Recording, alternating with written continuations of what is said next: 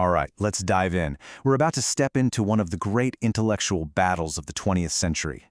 Now, this isn't some courtroom drama, it's a defense delivered in the high court of scientific opinion, where a young, brilliant Carl Jung stands up to defend his embattled mentor, Sigmund Freud, and his radical, game-changing new science of the mind. So, that quote? Those are the words of Carl Jung when he was just 31 years old. And you have to understand, he was one of the very few willing to publicly defend Freud against a medical establishment that was, let's just say, not friendly. Jung was terrified that in the rush to dismiss Freud's more shocking ideas, a true revolution in understanding ourselves would just be tossed aside. So that begs the question, right? Why all the outrage? What exactly was this baby that Jung felt he had to save from the bathwater? To figure that out, we're going to follow Jung's argument step by step and see firsthand the world that Freud completely turned upside down. Okay, so here's our game plan. We're going to trace Jung's defense. We'll kick things off with Freud's core, controversial science, then dig into hysteria's hidden roots and the secret language of dreams. After that, we'll look at the method itself, and we'll wrap it all up with a wild case study where a single dream spirals into a school-wide rumor. Right, so this is where the whole fight really got started. You've got to get this. Freud wasn't just suggesting a new therapy or a slight tweak to existing ideas. He was drawing a map to a completely new, unexplored, and frankly, dark continent within every one of us, a place he called the unconscious. And here it is. This is the epicenter of the whole earthquake. Before Freud, if you had what they called a psychoneurosis, doctors would just kind of shrug and blame it on vague things like weak nerves. But Freud? No. He pointed his finger at a specific cause: trauma. Trauma rooted deep in a person's past and connected to the one thing nobody wanted to talk about: sexuality. Which of course brings us to the biggest accusation leveled against Freud, that the man was just obsessed with sex. But Jung's defense here was actually incredibly simple. He said, look, Freud didn't just invent this connection out of thin air. He discovered it by doing something radical, actually listening very, very carefully to his patients. So let's break this down. The conventional view basically offered a big shrug. It's all in your head, they'd say, but with no real explanation. Freud, on the other hand, proposed an actual mechanism. He argued that a hysterical symptom, say a paralyzed arm with no physical cause, wasn't random. It was a message from the past. It was a story the body was forced to tell because the conscious mind refused to even listen. And the key mechanism for all of this is repression.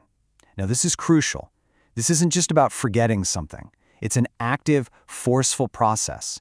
Your mind is literally spending energy to push away and hold down a painful or unacceptable thought, treating it as non arrivé, as if it just never happened. But the thing is, it did happen, and it's still down there, exerting pressure from the unconscious. Jung illustrates this with a case study, showing this direct line of cause and effect. It starts with an infantile activity. Years later, at puberty, that memory shapes fantasies. But those fantasies are seen as morally horrifying, so they get repressed with incredible force. All that energy from the internal battle has to go somewhere, right? So boom, it explodes outward as hysterical symptoms. The symptoms aren't the illness, they're the evidence of the battle raging within. So, while symptoms are one clue peeking out from the unconscious, dreams offered Freud a much more direct path. For him, a dream wasn't just random neurons firing while you sleep. It was, in his famous words, the royal road, the main highway leading straight into the mind's hidden territory. And you really have to appreciate how revolutionary this was. For thousands of years, dreams were seen as either divine prophecies or, the result of some bad cheese you ate before bed. Freud came along and said, no, dreams are a psychological product. They're a meaningful creation of our own minds, with their own grammar and their own vocabulary that, if we're clever, we can learn to read. And reading this dream language means you have to see two different layers. First, there's the manifest content. That's the bizarre, confusing, often nonsensical story you remember when you wake up. Think of it as the facade of a building. But behind it, you find the latent content, the dream thought. That's the real story, the true message the unconscious is trying to send. So, what is this message? According to Freud, it's always a wish. And not just any wish, but a wish that has been repressed, pushed down, because it's too shameful, too painful, or just plain unacceptable to our conscious mind.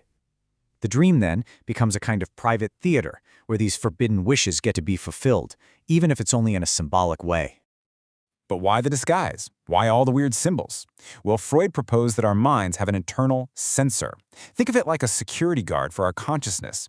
This censor takes the raw, unacceptable wish and scrambles it, translates it into symbols, so that feared boss might show up in your dream as a small, harmless animal. This way, the wish gets fulfilled in code, and the whole thing can play out without waking you up in a panic. This brings us to the absolute heart of Jung's defense. As the entire medical world was rejecting Freud's findings, Jung basically accused them of making a fundamental scientific error. They were refusing to even look through the one instrument that could show them the evidence. And Jung's analogy here is just brilliant. He says that critiquing Freud's work without using his methods is like trying to study bacteria with a cheap magnifying glass. You're going to look at the slide and say, nope, nothing there. Well, of course not. Your instrument isn't powerful enough. For Jung, the psychoanalytic method is the microscope for the psyche. Without it, you can't see anything. So Jung essentially throws down the gauntlet. He puts the burden of proof squarely back on the critics.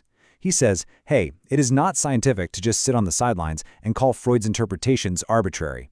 The only valid scientific way to critique this is to use the method yourselves, do your own analyses, and publish contradictory findings. Without that, he argued, all your objections are just opinions, hanging in midair. Now, to cap off his entire defense, Jung presents this stunning, real-world example of all these principles in action.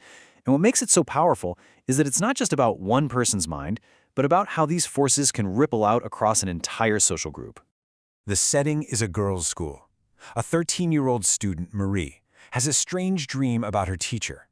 It's a bit odd, but seems harmless enough. She tells a few friends, and within days, the whole thing has mutated into a vicious rumor that threatens the teacher's career and ends up getting Marie expelled. The question is, how on earth did that happen? Well, the teacher was actually clever enough to collect written accounts from the girls, which lets us see the rumor evolve. It starts as Marie's fragmented, symbolic dream, but with each retelling, the symbols get translated. They become more and more explicit, until finally, the hidden wish isn't hidden at all. It's stated outright as a direct quote from the teacher. And this right here is Jung's profound insight. The work of psychoanalysis, of uncovering the hidden, latent meaning, wasn't done by a doctor in an office. It was done spontaneously by the collective mind of the schoolgirls, their gossip, their rumor mill. It stripped away the dream's disguises and laid the raw, core wish bare for everyone to see. What this means is that Maria's dream was never just her dream. It was more like a spark that landed in a powder barrel. It gave a voice to a shared, unspoken tension that was already hanging in the air among all the adolescent girls. Her one private dream detonated a collective fantasy about their teacher, about authority, and about their own budding sexuality. And this is the final question Jung leaves us with, a question that echoes even louder today. If one girl's dream could unlock and expose the unconscious dynamics of an entire group over a century ago, what are our collective myths, our viral memes, our digital rumors trying to tell us about ourselves right now? What hidden stories are our collective unconscious minds trying to tell us today?